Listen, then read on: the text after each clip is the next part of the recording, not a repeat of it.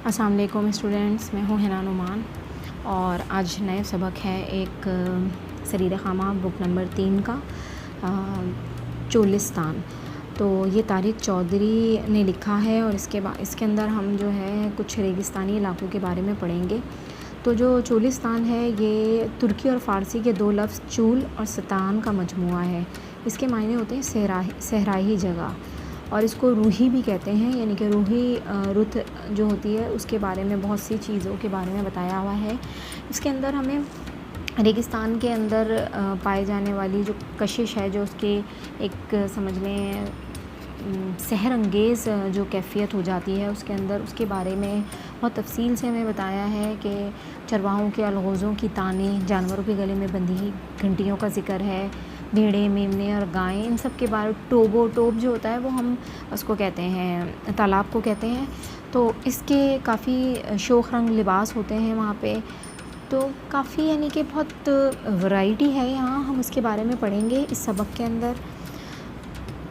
اب جناب، پاکستان کا جو منفرد صحرا ہے چولستان بہاولپور ڈویژن کے 2/3 رقبے پر پھیلا ہوا ہے۔ اس کا رقبہ 16,000 مربع کلومیٹر سے زیادہ ہے۔ تھر کے بعد یہ پاکستان کا دوسرا بڑا صحرا ہے۔ سب سے بڑا صحرا تھر ہے اور تھر کے بعد چولستان آتا ہے۔ اس کی لمبائی 480 کلومیٹر اور چڑھائی 180 کلومیٹر ہے۔ یہ وسیع اور یہ صحرا ایک طرف بھارت کے علاقے سے ملتا ہے، یعنی کہ راجستھان سے، اور دوسری طرف تھر سے۔ یہ بہاولپور ڈویژن کے 3 اضلاع میں پھیلا ہوا ہے، جس کے اندر بہاولپور، رحیم یار خان اور بھاول نگر ہیں۔ تقریباً 2.25 لاکھ کی آبادی ہے اور 16 لاکھ کے قریب اس میں جانور بستے ہیں۔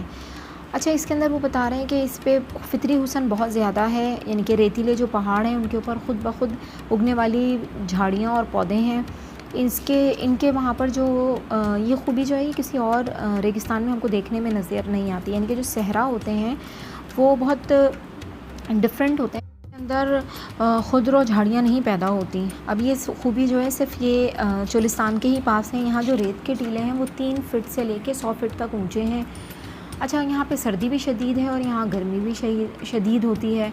پھر ان کا دار و مدار زیادہ تر جو ہے وہ بارشوں پر ہوتا ہے، اور ساری زندگی یہ لوگ اس حساب سے رہتے ہیں کہ کب بارش ہوگی، کب ان کے پاس غلہ آئے گا اور کب ان کے جانوروں کو کھانا ملے گا۔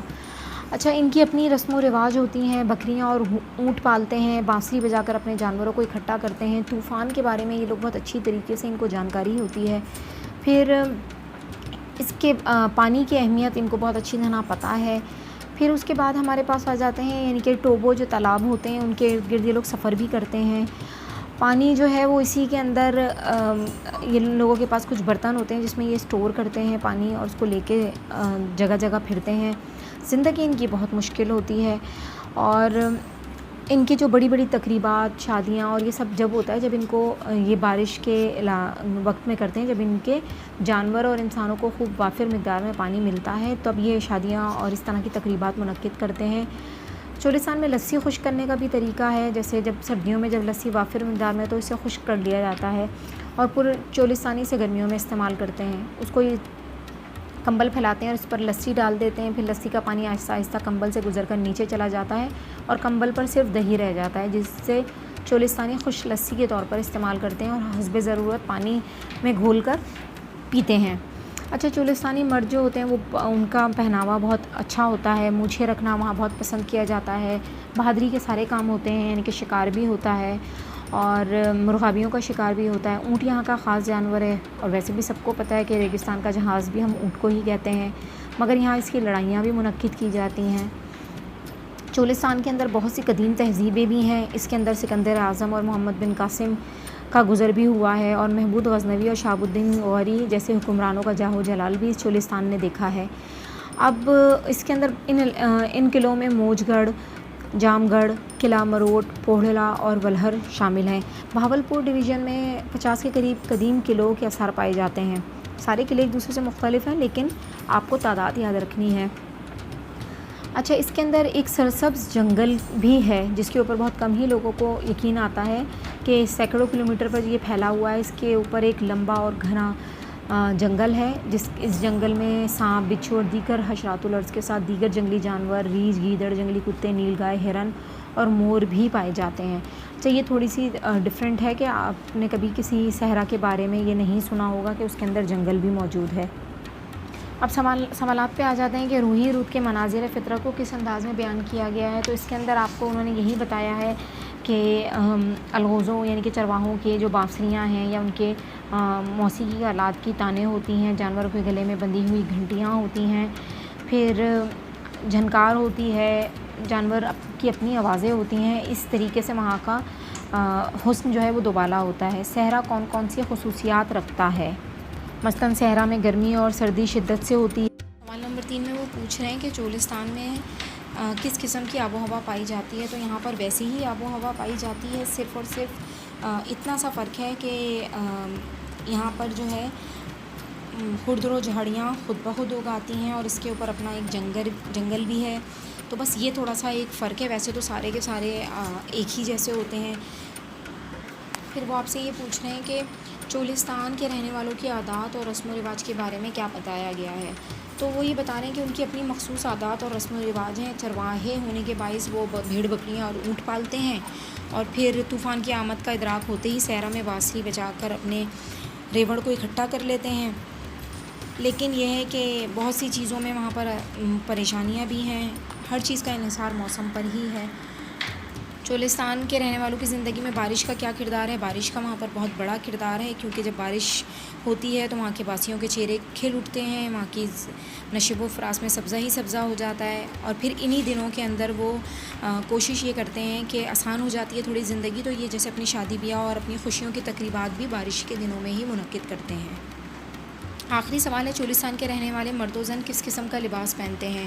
تو مرد جو ہیں وہ اپنی سجدج پر بہت دھیان دیتے ہیں، سر پر پگڑی باندھتے ہیں اور رومال یا اجرک کندھے پر رکھتے ہیں۔ اچھا، ان کو مونچھیں رکھنے کا بہت شوق ہوتا ہے، اور جو عورتیں ہیں وہ چولی اور گھاگھرا پہنتی ہیں۔ سردیوں کے پہناوے میں کڑھائی والے چولے پہنے جاتے ہیں۔ گھگھرا جو ہوتا ہے وہ چھینٹ کے کپڑے کا ہوتا ہے، یا اس کو وہیں پر ہی مقامی طور پر ٹھپا لگا کر بنایا گیا جو کپڑا ہوتا ہے اس سے یہ لوگ اپنے گھاگھرے سلواتے ہیں۔ سوال نمبر 2 میں وہ کہہ رہے ہیں کہ مندرجہ ذیل کے معنی تحریر کریں اور اپنے جملوں میں بھی استعمال کریں۔ مناظر فطرت کے مناظر گم گشتہ، کھویا ہوا، اور آب و ہوا، کسی بھی جگہ کا ماحول، موسم، نشیب و فراز، اونچ نیچ، وفور مسرت، خوشی کے عالم میں، حسب ضرورت کے مطابق، بلند و بالا، اونچا نیچا، طرز تعمیر کرنے کا طریقہ یا بنانے کا طریقہ۔ سوال نمبر 3 میں وہ کہہ رہے ہیں مندرجہ ذیل واحد کے جمع اور جمع کے واحد تحریر کریں۔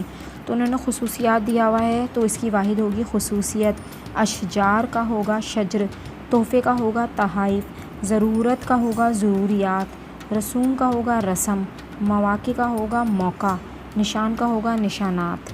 پھر سوال نمبر 4 میں وہ کہہ رہے ہیں مندرجہ ذیل الفاظ کے متضاد تحریر کریں۔ تو خشک کا تر، انتہا کا ابتدا، قدرتی کا مصنوعی، تلخ کا شیریں، قیمتی کا ارزاں یا سستا، رنگین کا سادہ یا سفید، اور زندگی کا موت۔ سوال نمبر 5 میں وہ کہہ رہے ہیں کہ جملوں کو آسان فہم انداز میں تحریر کریں۔ تو یہ آپ آرام سے معنوں کی مدد سے کر سکتے ہیں۔ پھر سوال نمبر 6 پہ وہ کہہ رہے ہیں کہ مندرجہ ذیل الفاظ سے سابقے لاحقے الگ کریں اور ان کی مدد سے 3 مزید الفاظ بنائیں۔ تو بے لگام ہے تو بے پہلے لگائے، اس کا مقصد ہے یہ سابقہ ہے، تو اس سے مزید الفاظ بن جائیں گے بے شرم، بے ادب اور بے وجہ۔ شاندار کا مطلب یہ ہے دار بعد میں لگائے، یہ لاحقہ ہے، تو عزت دار اور تمیز دار اور وزادار 3 لفظ بن جائیں گے۔ پروقار، پر پہلے لگا ہے تو اس کا مقصد ہے یہ سابقہ ہے، تو اس سے الفاظ بنیں گے پر سے بنیں گے پرجوش، تاثیر اور پر اعتماد۔ تو باغبان کا ہوگا نگہبان، غلہ بان اور مہربان بھی ہو سکتا ہے اس کا۔ نمک دان کا ہو جاتا ہے دودھ دان، چینی دان اور پان دان، پھول دان۔ تو آپ جو آپ کو مناسب لگے وہ آپ بنا لیں۔ پھر مندرجہ ذیل خاکے میں دیے گئے الفاظ کو ملا کر 10 الفاظ بنائیے۔ تو یہ سرگرمی بیس ہے، یہ آپ لوگ آرام سے کر لیں گے۔ امید کرتی ہوں کہ آپ کو چولستان کا سبق اچھی طریقے سے سمجھ آیا ہوگا۔ اگر کوئی سوال ہو تو آپ کمنٹ میں پوچھ سکتے ہیں۔ انشاءاللہ نیکسٹ ٹاپک کے ساتھ جلد ہی ملتے ہیں۔ اللہ حافظ۔